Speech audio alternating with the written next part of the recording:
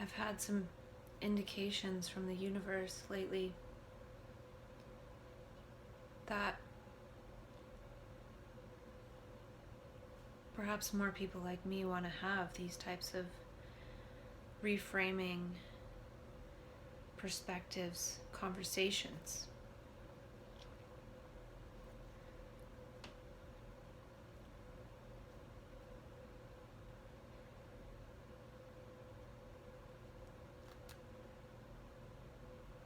I heard Brent Seal share a poem and talk about what if people with mental illnesses have special powers, etc. And then I saw a gentleman in distress who's also labeled, and he was talking about how he has a lot of empathy and he feels things deeply, and that's one of the reasons why he was struggling. And he doesn't like how other people were being treated. So again, more empathy.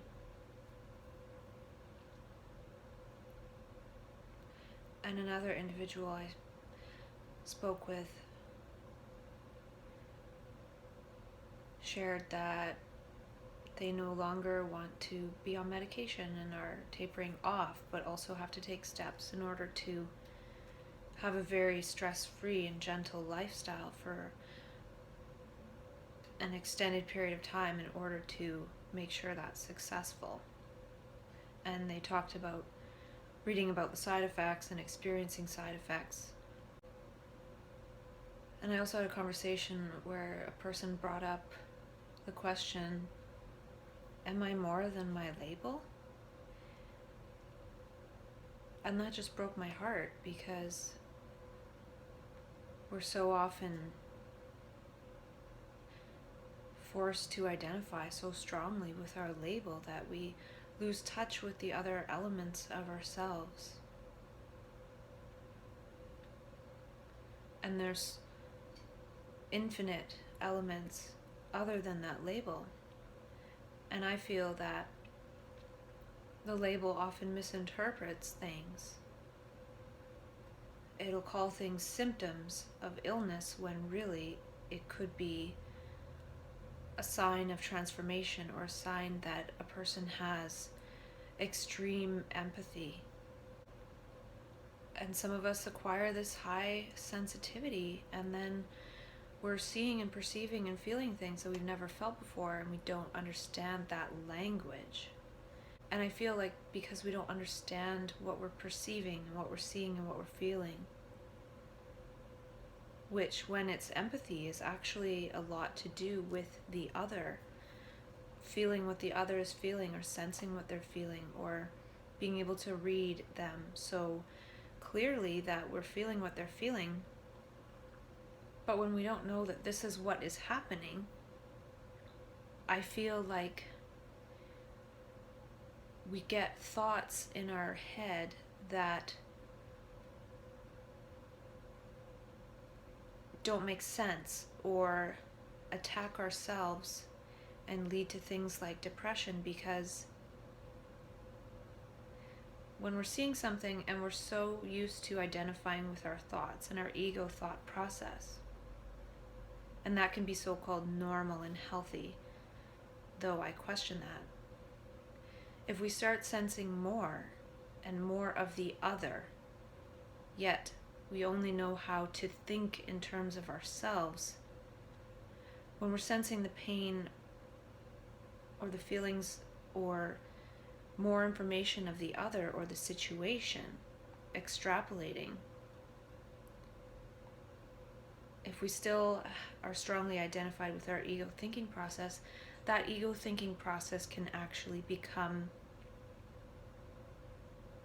more irrational or more incongruent, because we're seeing things and feeling things of the other, but we only have the language of me. So when we see and experience and feel things of the other, but we only have the language of me, the language of me gets the volume turned up. and it becomes more painful. So what I'm trying to say is, if somebody's in pain and struggling, and an empath can sense that, but they don't even know they're sensing that, or even if they do know they're sensing it, they feel powerless to be able to help that person or support that person, it's going to be turned into, potentially, thoughts about oneself attacking oneself. So if I see someone in pain, I might think it's my fault they're in pain, when really I'm just feeling that they're in pain, and I feel so compassionate and empathetic that I don't know what to do about that, and the only thing I can do is turn that into a thought about myself, to attack myself, to sort of be congruent with the pain that I'm sensing. And then it's hard to not think that something is wrong with me that is thinking these thoughts. And I'm not saying this is what happens for me per se, but I've just been seeing this a little bit, because in my effort to create different perspectives for myself and self-dialogue and different ways to think about it and see it and ponder it, I see that more when I see other people like me who have been labeled and pathologized, so I don't actually see them as having anything wrong with them at all.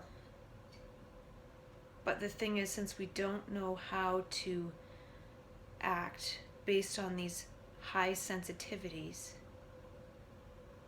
we have to turn it against ourselves in order to put a barrier up against the action that we want to do, maybe.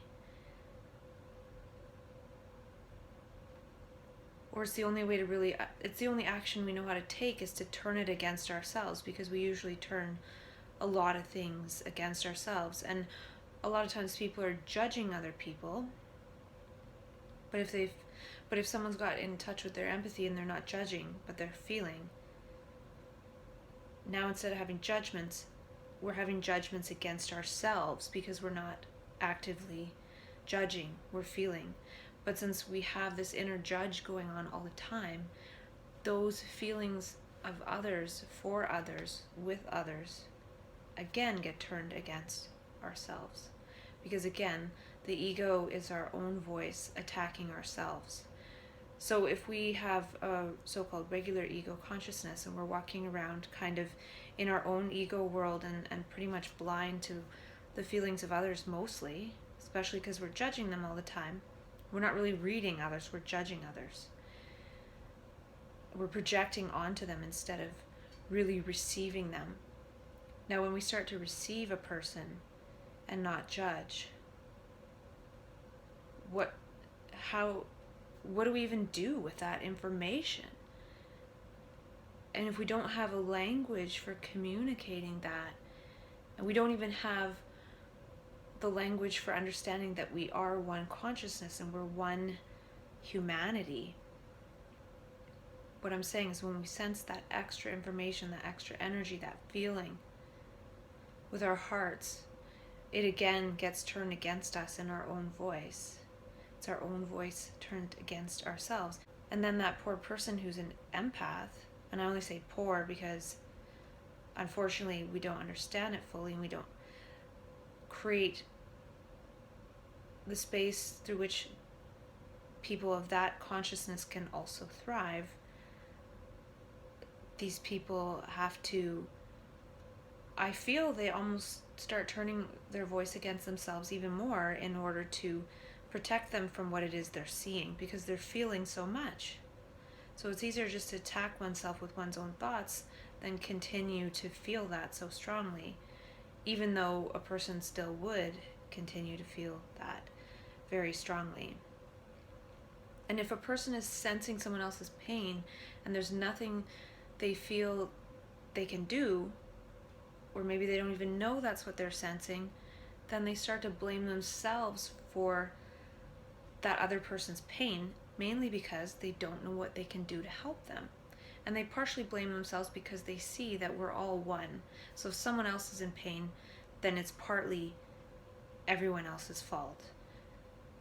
So we're responsible for each other. And what I'm saying is that also a person, if they start to have these perceptions of sensitivity, and then they're thinking things that are creating a disturbance in themselves, and then creating it so the person, the empath, is perceived as having some kind of mental health difficulty, well, then that person starts to isolate, which will sort of protect the person from their perceptions, their sensitivities.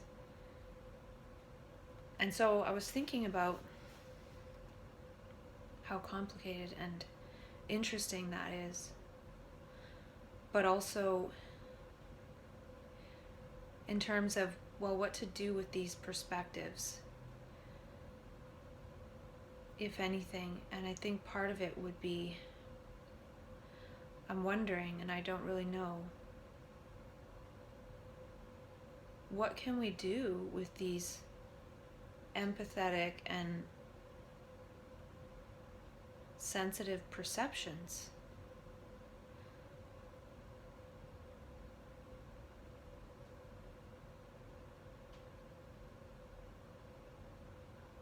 And that's another thing. People who've been labeled often are empaths, very sensitive.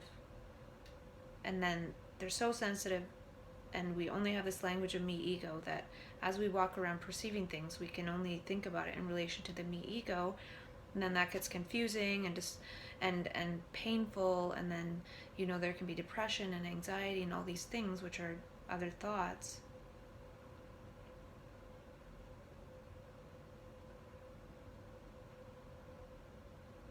But how can we change and create a language of this high sensitivity to realize that we are very sensitive and we're feeling these things,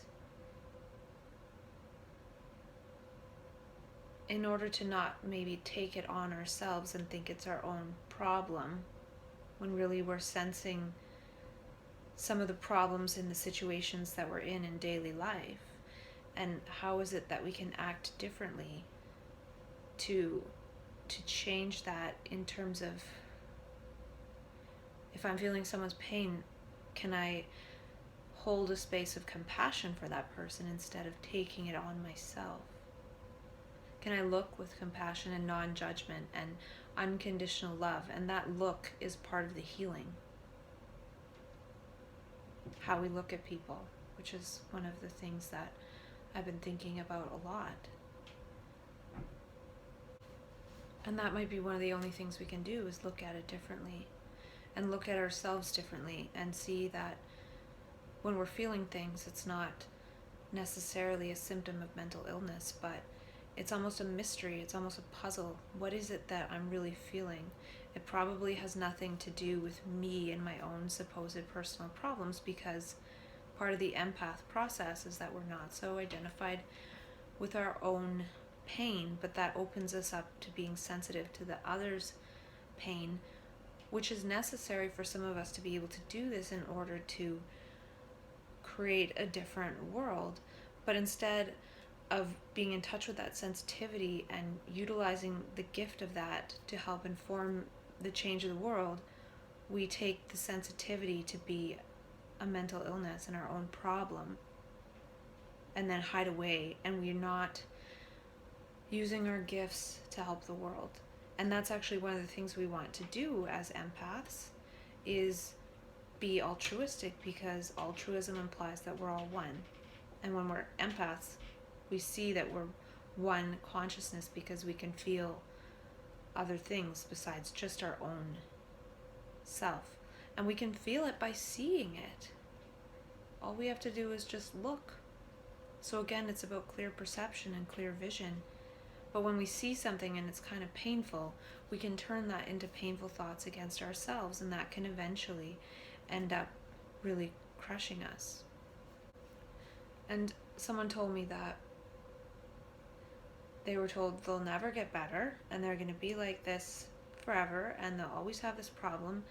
And I was thinking to myself, why would any doctor say that? That's the rudest thing.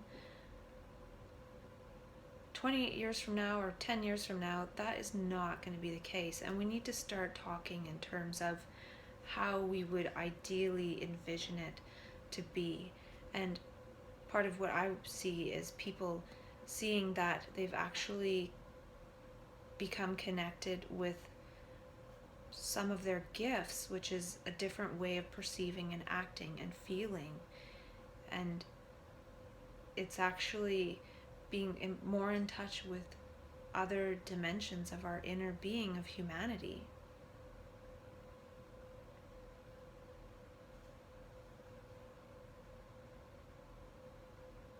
And we're medicated out of this high sensitivity instead of being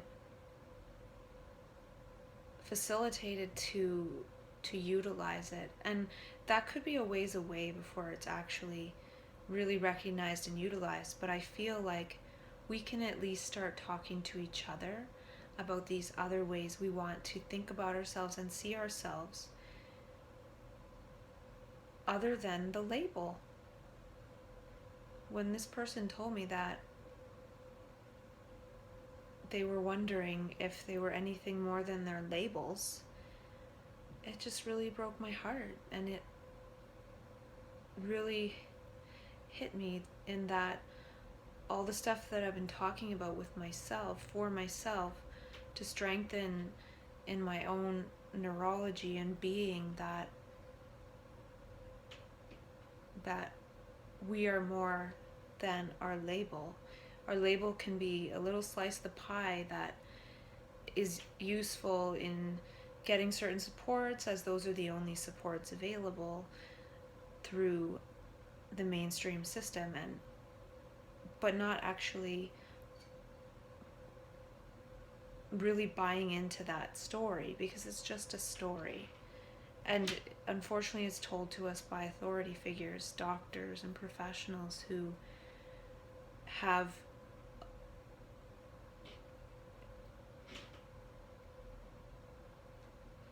all this education, and so we can tend to believe them. It's like a really bad nocebo effect. And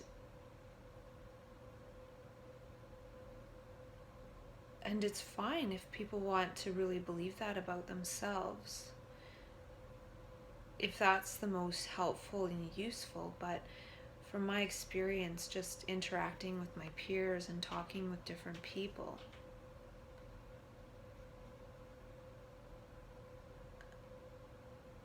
I just feel like I see so much that shows me that what I've been talking about with myself has a lot of validity, especially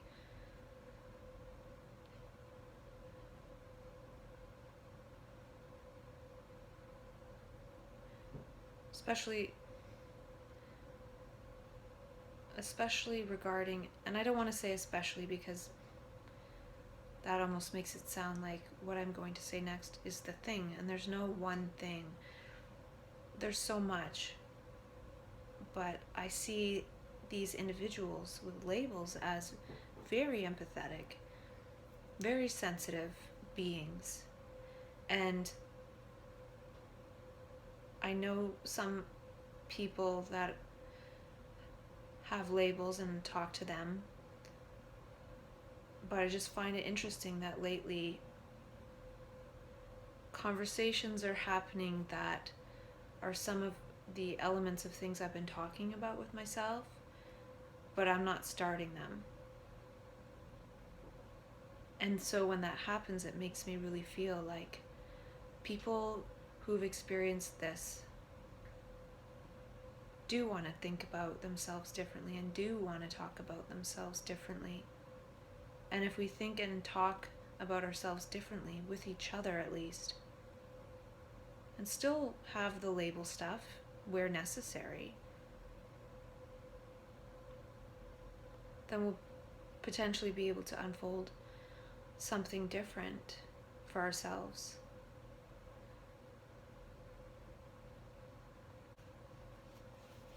And so that's the thing with this empathy and this altruism.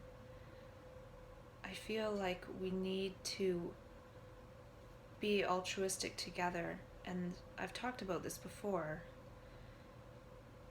how being altruistic right away sort of acknowledges the space that a person entered into.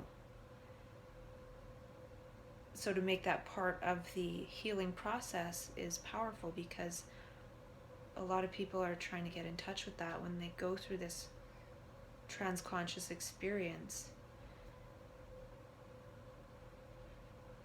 And I feel that people that feel these extreme anxieties and depressions and things, it's possible they're just feeling so much more than themselves.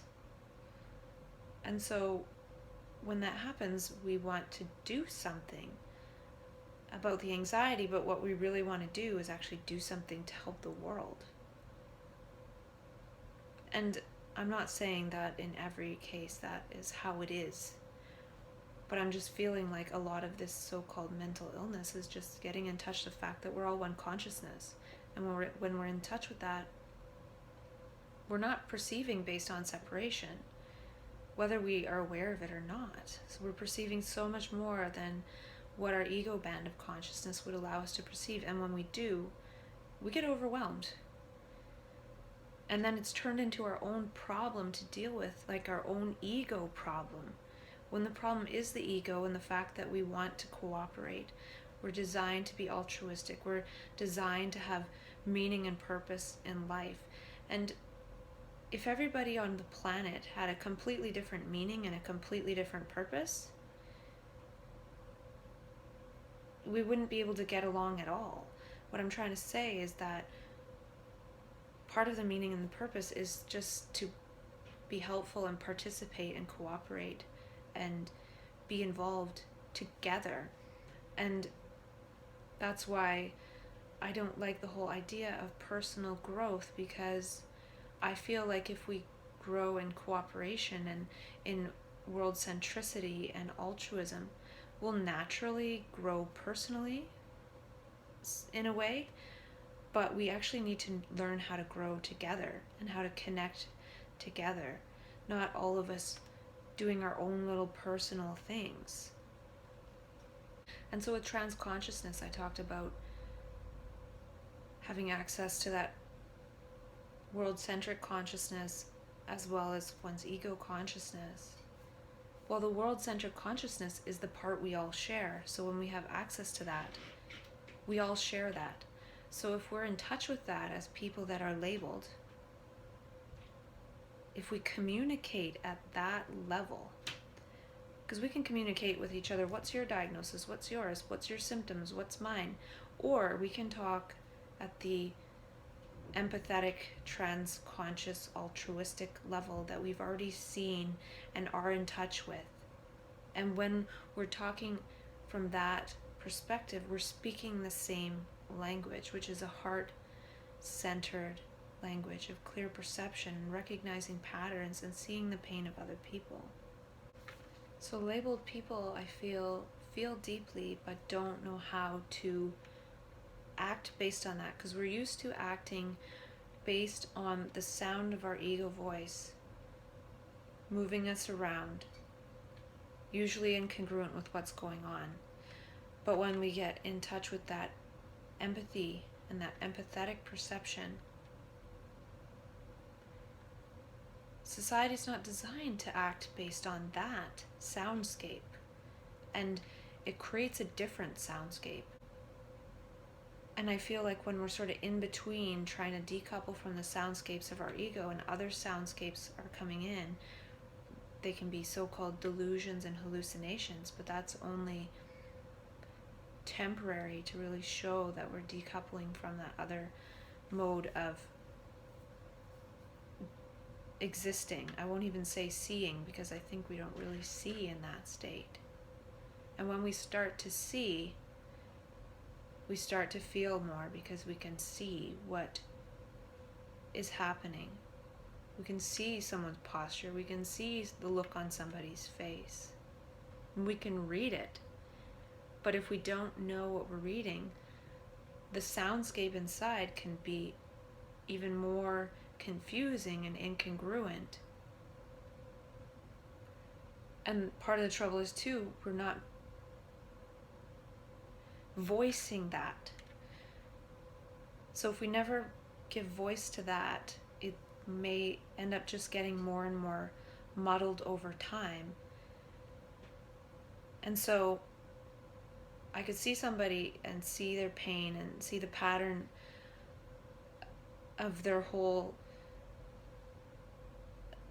way of gesturing and being, and feel that pain and not know that's what I'm sensing, and then maybe think thoughts about myself and then feel anxious or something.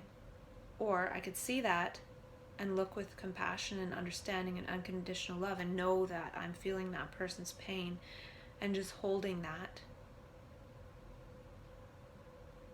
And that might create a different soundscape, or it might just be silent. Or I could see that, and if I was to a different point, maybe that would create the soundscape of me going up and talking to that person, or saying hi, or some other kind of gesture.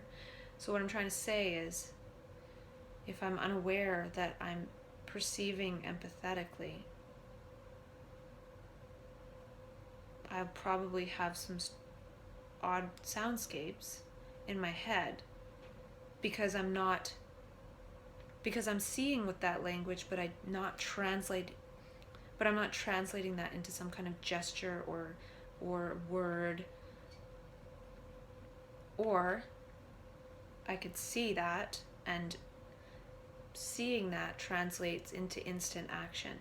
And if we see that and we don't act or hold with compassion or whatever it is that we can do in that moment, the inaction of not doing when we're feeling that gets turned into something that we have to process at a later time. Or perhaps if a person's very empathetic but they don't really understand that or realize that, they're walking by everything, feeling it all, not doing anything, and then feeling bad, and that's translated into bad thoughts against themselves because they're not doing anything about what they're seeing and feeling. And I'm not saying people have to do something, but that's part of what I talked about with mania. You get to this place where you have to act. You can't delay. There is only now. And so it can be kind of dangerous because you will act based on what you perceive is needed in the moment, not thinking about tomorrow and then not even noticing what's happening right in front of you. So I almost feel like part of the conversation is just talking to other empaths, to other highly sensitive people, to other altruists who see that we're one consciousness, which doesn't mean, oh, I have to fix the world. It just means that what I see, what I feel, what I perceive isn't just to do with little me. So part of it would be a conversation around how do we dissipate some of this energy of perception into action.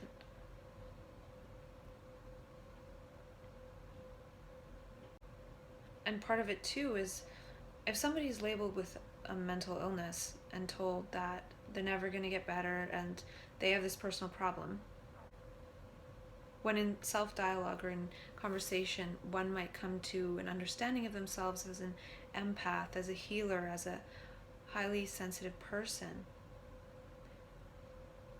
If a person thinks, I have this mental illness, they're just going to continue to walk by and not interact because they see themselves as some kind of deficient person who shouldn't interact with people that much and keep one's head down. Whereas if one sees, actually, I'm more of an empath, I'm a healer, I'm a sensitive person, I feel things deeply, then one might actually start to interact in a way that's different. Might actually begin to share the gifts of that empathy. Because people that are in pain actually might need some of the gifts of that empathy, which could just be to listen or to say hi or to smile and acknowledge another human being. And if a person just thinks that I have a mental illness and self-stigmatizes, they're not going to reach out in those ways, when part of this transformation process could be actually giving us the sense and the feeling inside so we can begin to reach out in different ways. And that's why I've also said that it could be that we're here to help them. And that's why I feel like the next part for me, after all this self-dialogue, is to be more in connection with embodied altruism. I've said embodied mania, but it's embodied empathy. And even for myself, being a part of the mental health system and different aspects of the system that I don't agree with so much, and other aspects that I absolutely love and want to be a part of forever, I realized today that I haven't really shared my gifts. I haven't really talked about myself in the way that I would want to. Really, I've sort of kept a lot of it quiet. But I feel like I'm getting to a place where I feel more ready to actually say, no, I have some gifts. And I'm sure a lot of other people do too, and they're just not saying anything. And maybe the gifts are medicated away, but even if they are, people might have a sense of, yeah, I did feel that way at one point or another. And I can't say what other people's experiences are, but I feel like since that trans-conscious dimension is shared, that if we've had a taste of it, that we can talk about it in a similar way. And so I'm having hints that this conversation wants to happen, and not only that, I feel it needs to happen because to me it's sort of unacceptable that my friends and peers are thinking about themselves and in terms of their labels and stigmatizing themselves in that way. Not just because that is painful, but because it's robbing that person of seeing their gifts and seeing their capacities. And that if a person was able to connect more with their gifts and capacities, the part that feels like a mental illness might start to wither away. And I don't think it's going to wither away by just medicating, or just trying to survive, or by buying into so much to that story. It's going to wither away by starting to connect with those dimensions that we connected with in those other states of consciousness, but being able to do it in a conscious way and unfold it in a conscious way and in an intentional way for the best of all. The thing is that the professionals don't have time to listen to us in this way and actually learn a lot about our diversity and complexity. They just listen for certain symptoms and then slap labels on us and then tell us that that's our label, which gets us to forget and stop thinking about all those other aspects. Maybe there's 10 bad symptoms, but maybe there's 1,000 good elements. And so by focusing on those bad symptoms, we're suppressing the good elements. Whereas if we focus on the good elements, maybe those bad symptoms go away, because those bad symptoms could just be bits of the transition to getting in touch with that other dimension, those other dimensions. And the problem is that the system wants us to go back to the one-dimensional ego perception. And that's not the way that the evolution of consciousness is going. So pills can't suppress the evolution of consciousness forever. And we'll stop stigmatizing ourselves when we connect with our gifts and see that we have value and something to contribute. And by having those conversations with each other, at least, because we can give each other that time and we can be a witness to each other, we can create that context through which to see ourselves differently. And when that happens, we won't self-stigmatize. And we'll be too busy doing that to even care that much about the fact that we were labeled. We can outgrow that without having to fight it. If we outgrow it, there's no need to fight. But if we waste our energy fighting, then we won't be able to grow. When we're in fight or flight, we can't do growth and repair. So I feel like if through our conversations we can switch to growth and repair, we won't need to fight or flight.